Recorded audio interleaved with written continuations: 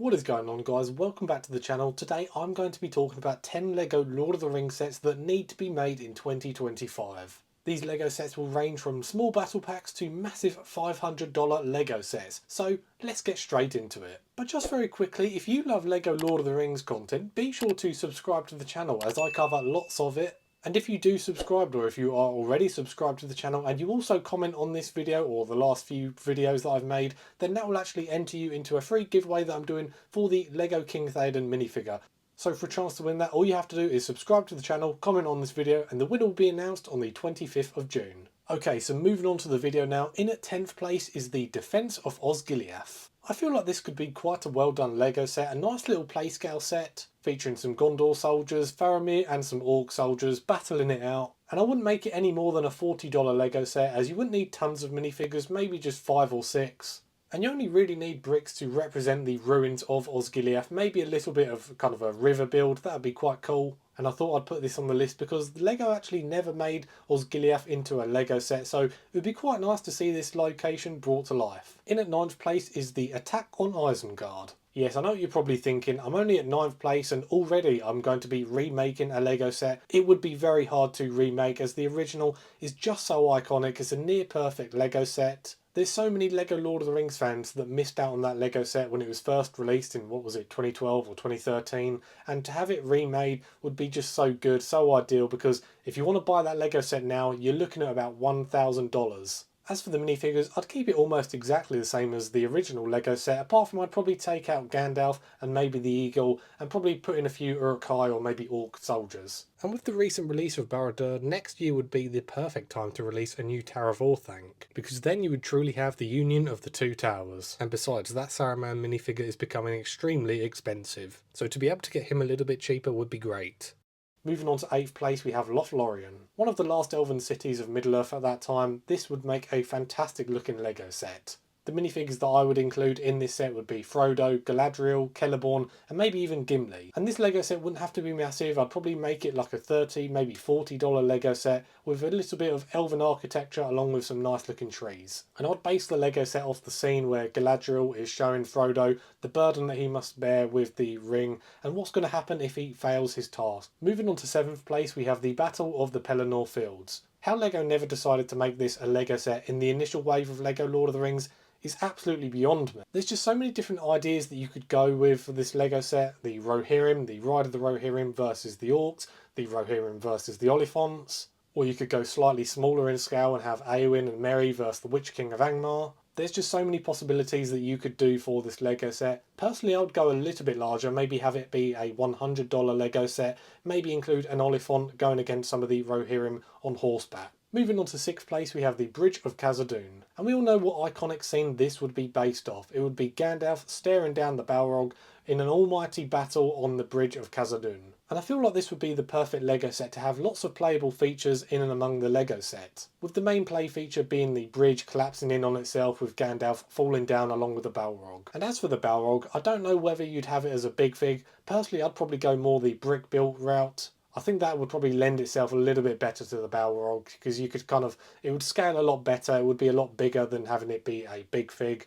It also gives you a little bit more room for extra minifigures, such as including a few more of the Fellowship and maybe even a few of the Moria Orcs. Moving on to 5th place now, I would make a Orc Battle Pack. Over the last few months, one of the most common messages I've had from subscribers is, when are we getting LEGO Lord of the Rings battle packs? There's just so many awesome factions in Tolkien's work that you could go with. I think Orcs kind of lend itself to LEGO quite well. Thinking about everyone who's just bought the Barad-dûr LEGO set, it would be perfect to have an Orc battle pack, because then you could populate the Dark Tower very well. And as for the Orc minifigures, they don't all need to look exactly the same, but nonetheless they don't have to be named characters, just something that would be really good for army building. At 4th place is the Battle of Helm's Deep. Another LEGO set that is just an absolute classic, and it would be very hard to improve on the original. This would probably have to be a rather large LEGO set, maybe around the $200 mark, just to do the Fortress of Helm's Deep justice. You'd probably need quite a lot of minifigures in this set, probably around 10 to 12. You'd need lots of Uruk-hai soldiers, Gimli, Legolas, Aragorn, probably King Theoden, and a few Rohan soldiers. But yeah, this is a LEGO set I really would love remade, as the original is just so expensive now. I think it's sitting at about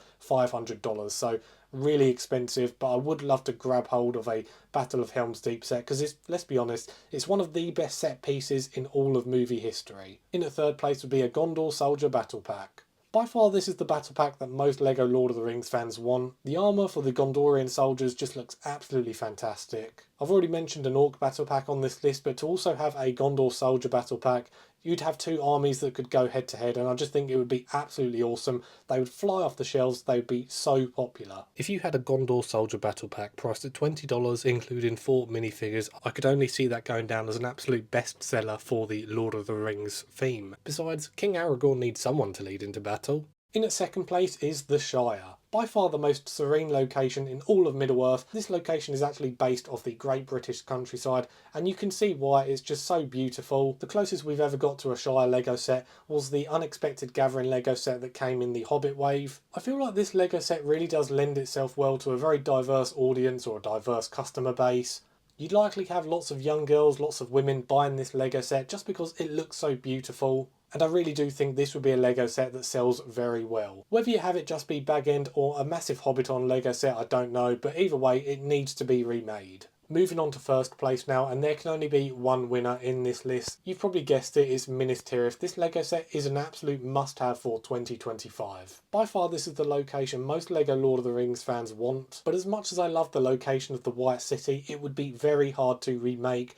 I could only imagine just how expensive this LEGO set would cost in real life. I imagine LEGO would probably try scale it to the likes of Barad-dûr. You could have a really awesome lineup of minifigures in this LEGO set. You could have Faramir, Denethor, Gandalf the White, the Witch King of Angmar, and tons of Gondorian soldiers and captains. If you thought the Rivendell and Barad-dûr sold well, then let me tell you, this LEGO set would sell twice as well. That is if it's priced correctly and looks very good. And funnily enough, out of this LEGO Lord of the Rings list for 2025, this is probably the LEGO set that has the most chance of being made and released in 2025. With my logic being the last 2 years we've had one major LEGO Lord of the Rings set released above $400, and next year I really do have a feeling that it will be Minas Tirith. Don't forget there was also that Easter egg of the White Tree of Gondor in the Barad-dûr LEGO set, so that could be hinting to a Minas Tirith LEGO set in 2025. Remember with Rivendell there was actually the Easter egg of the Eye of Sauron, and look what happened the next year, we get the Eye of Sauron with the Barad-dûr LEGO set. So to see the White Tree of Gondor in the Palantir from the Barad-dûr LEGO set